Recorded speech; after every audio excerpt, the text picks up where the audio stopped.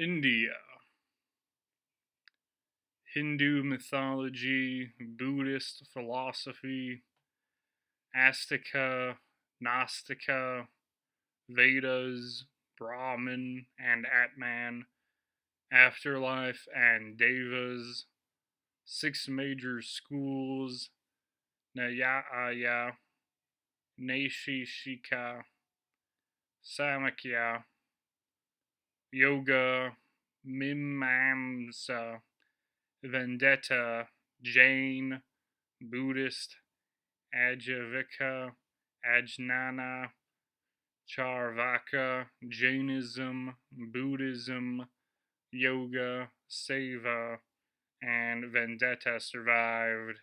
Ajnana, Charvaka, and Ajivika did not. Metaphysics, Brahman, Atman, Sunyata, and Anatta, Pramanas, Ahimsa, Samsara, Himsa, and Ahimsa, Brahman, Atman, Karma, Samsara, Dharma, Mahayana, Madhya Amaka, the middle way, Soteriology, Vedas, Mahabharata, Bhagavad Gita, Puranas, Agamas, Puranas, Mandalas, Mantras, and Chakras, Brahman and Atman, Vishnu,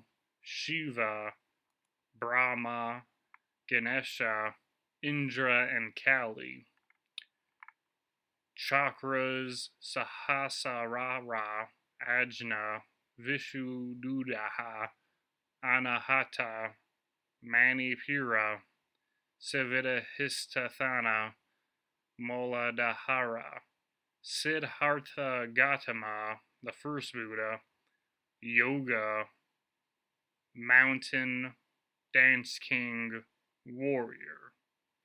I've got some dictionaries on Sanskrit and Hindi, though I suppose I'm just looking like a fool having this thing for no apparent reason, because you're definitely not going to learn anything, and it's not an easy alphabet.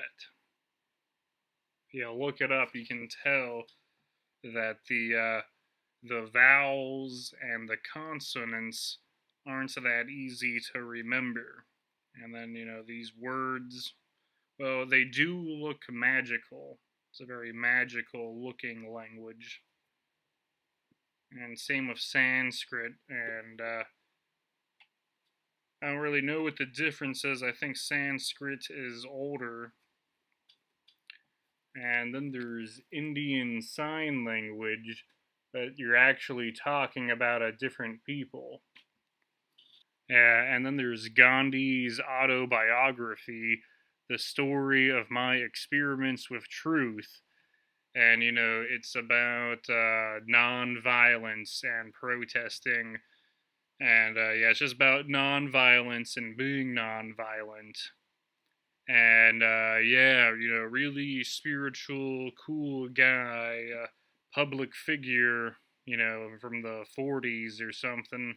I mean, I know who Gandhi is, and there's a movie about Gandhi, and I think it has like Ben Kingsley as Gandhi, and it's just like, whoa, I didn't recognize him at all. It's a moving picture.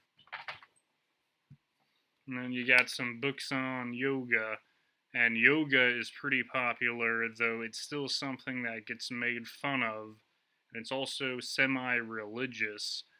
So, like people, they consider it spirituality, and if it's not doing it, if you don't incorporate the spiritual side of it, then it's just stretching. Though stretching is also good for you. I got a couple of books on yoga, but then it's also kind of revealing and exposure and stuff, So, but it's still popular, It's kind of strange, and then there, because of the religious aspect, people can find different religions threatening and hostile.